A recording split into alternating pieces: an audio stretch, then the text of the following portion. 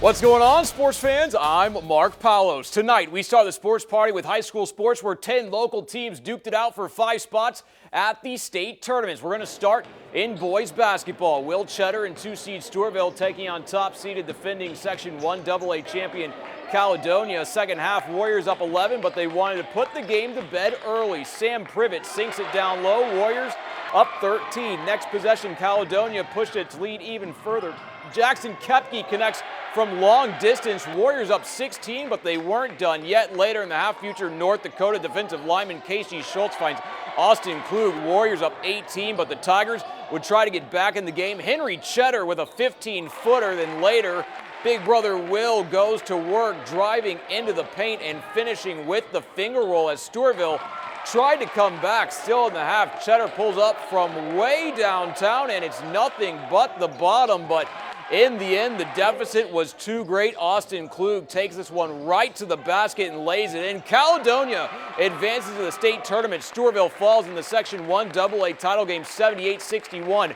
Will Cheddar's illustrious high school career is over, but what a high school career it was. Now to the girls' side, 2-seed Mayo on the road at 1-seed Farmington in a rematch of last year's Section 1 4A title game. First half, the Spartans jumped out to an early lead. Mullick Hamadel Neal gets it to go. Spartans up too early. A few possessions later, the Tigers started to take control of the game. Peyton Blandon sinks a triple.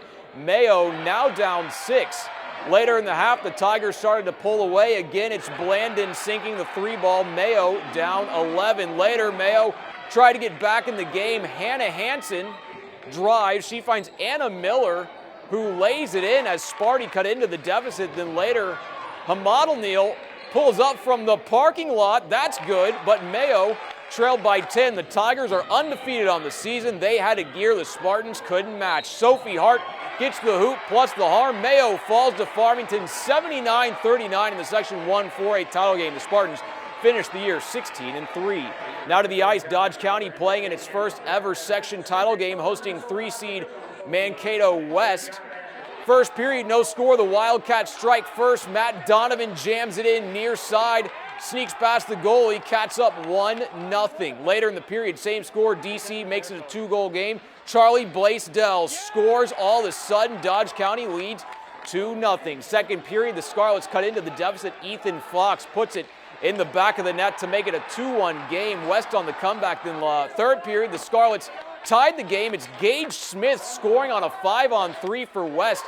That tied the game at 2, but these Wildcats weren't going away quietly. Later in the period, Brody Lamb hits the post. Matt Donovan cleans it up. Wildcats up 3-2, but the Scarlets would tie the game. Sam O'Neill puts away the pass from Brandon Swinson.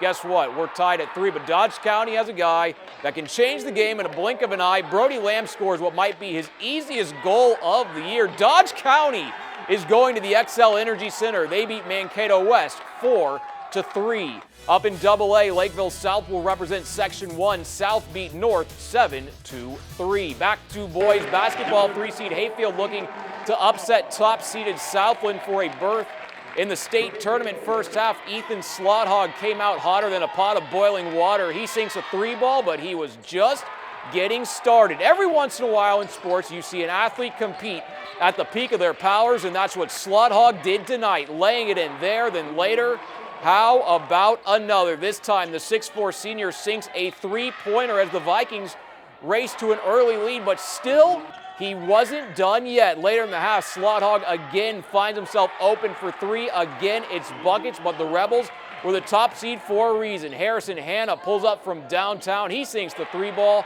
Then just before the end of the half, the Rebels caught lightning in a bottle. Nick Bowe throws up a prayer. It goes off the glass and in, but the Rebels can't withstand 40 points from Ethan Slothog. Hayfield upsets top-seeded Southland 78-72.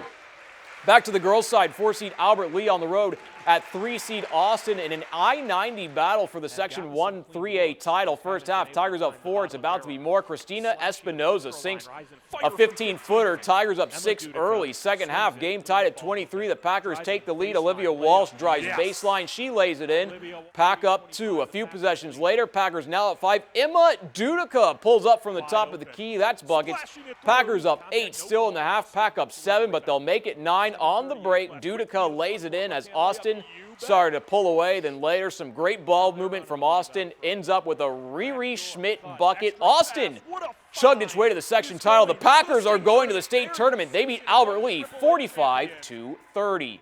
And that's what it's sports on this Wednesday night. We'll be back after this.